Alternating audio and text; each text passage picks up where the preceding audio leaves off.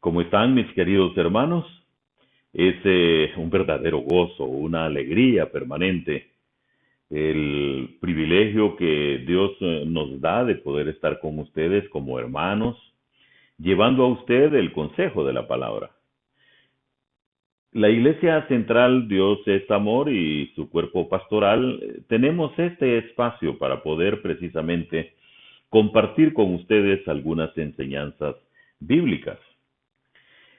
El libro de Romanos, eh, en el capítulo 1, en el verso 16, nos dice una verdad que es parte de nuestra vida.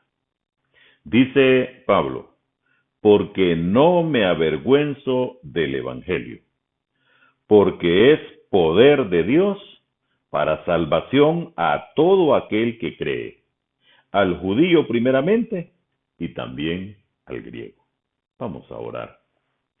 Nuestro buen Dios, gracias.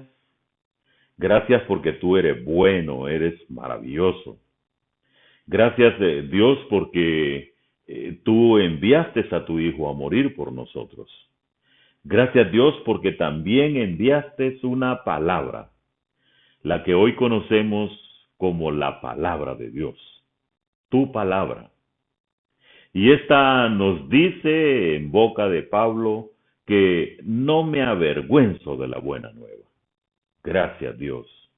Gracias porque nos has protegido, nos has cuidado, nos has dado ese cuidado amoroso que solo un padre tiene para sus hijos. Gracias porque es don tuyo habernos constituido en hijos tuyos a través de Cristo Jesús. Gracias, Dios.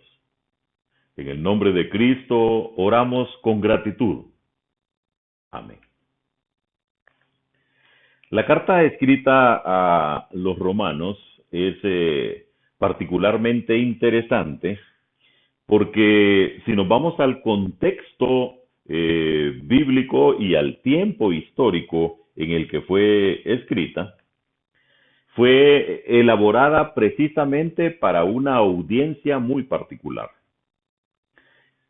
para los cristianos que vivían en Roma. Esto ya saca de la esfera a los que en ese momento conocían del Señor Jesús, porque en su tierra natal era mucho más fácil, pero allá donde residía el centro de control y de poder ya era un poquito diferente.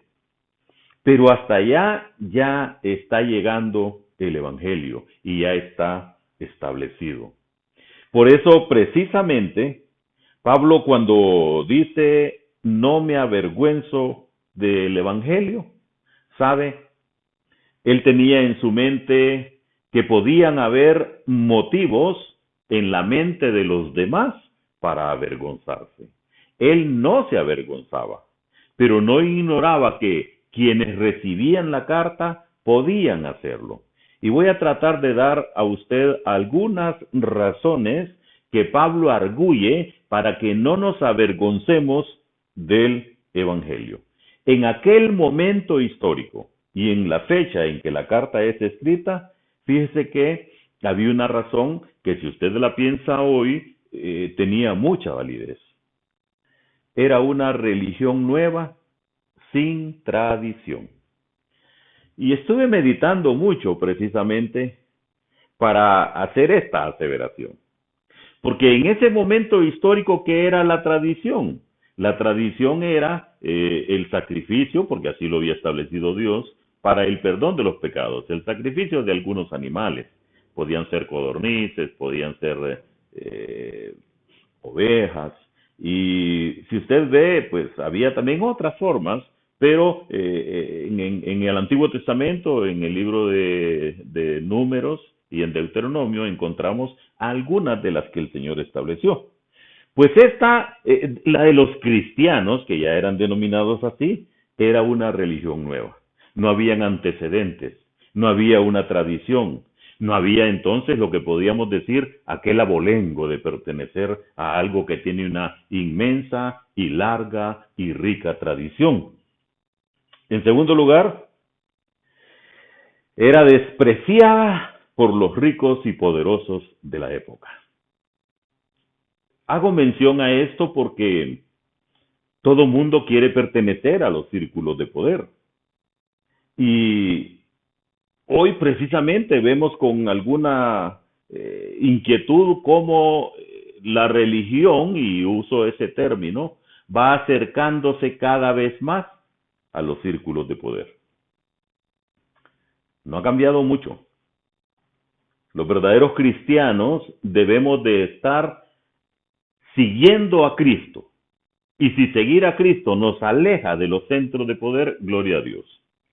En aquel momento entonces era despreciada por los ricos y por los poderosos de la época, porque los seguidores de Cristo eran más los pobres. Porque para quien Él abre la esperanza de una vida diferente y mejor, es precisamente para los más pobres. Porque el enfoque del Señor Jesús es precisamente para los más pobres. No porque los ricos no puedan entrar al cielo, no, si Él lo dice con mucha claridad. El proceso es el mismo, arrepentirse de los pecados, confesarlos, humillarse ante Dios. Y eso es para todos. Pero hay una predilección por los que nadie quiere. Una tercera razón es porque es perseguida en muchas partes. En Hechos, en el libro de los Hechos, en el capítulo 28-22 dice, pero querríamos oír de ti lo que piensas, porque de esta secta, ¿de cuál? De la de los cristianos, nos es notorio que en todas partes se habla contra ella. Eso nos indica entonces que es perseguida en muchas partes. Razón 4. Era profesada por los más pobres y por los más humildes. 1 Corintios 1:27. Sino que lo necio del mundo escogió Dios para avergonzar a los sabios, y lo débil del mundo escogió Dios para avergonzar a lo fuerte. ¿Tiene vigencia esto hoy? Claro que lo tiene, hermano. Dios sigue escogiendo a lo necio del mundo. ¿Sabe para qué?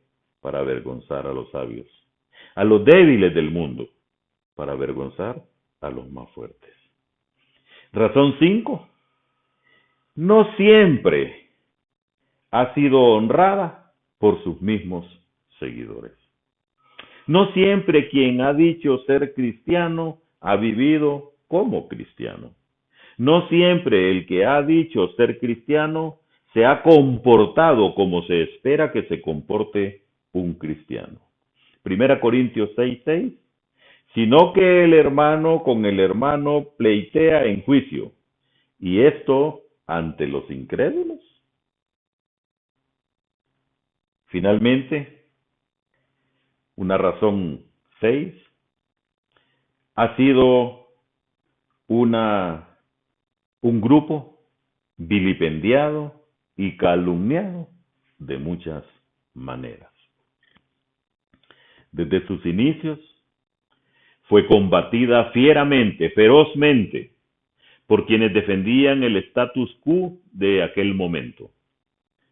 Los escribas, los fariseos, los saduceos, los que estaban en el poder, los que estaban en eminencia, todos estaban contra esta nueva religión. Todos. ¿Sabe por qué? Porque esta habría una esperanza para todos, aún para los más pobres, aún para los más necesitados. Habría aquella esperanza de que había una salvación, había un cielo reservado por creer en Jesucristo. Porque la sangre preciosa derramada por Él tenía el poder y sigue teniendo y tiene el poder de perdonar el pecado del mundo. Por eso y por otras razones, Pablo escribe porque no me avergüenzo. Hay otras razones, pero bíblicamente y en la sucesión del tiempo he mencionado apenas 6. Usted puede agregar las que usted tenga en su mente y considere que son válidas. Reflexione sobre eso. Vamos a orar. Padre, hay gratitud en nuestro corazón porque el Evangelio tuyo es motivo de alegría para nosotros, porque la buena nueva de salvación que llegó a nuestros oídos fue la que nos acercó a ti, nos hizo amigos contigo, y ahora gozamos de una relación con tu Hijo y contigo a través del sacrificio de Cristo. Gracias, Padre, por eso. El don es tuyo, el mérito es tuyo. En el nombre de Cristo oramos. Amén. Queridos hermanos de la Iglesia Central, esta es una de 2 entregas sobre el mismo tema. El próximo viernes, Dios mediante, estaremos compartiendo otra parte de este mismo versículo. Dios bendiga sus vidas, mis queridos hermanos de la Iglesia Central. Dios es amor.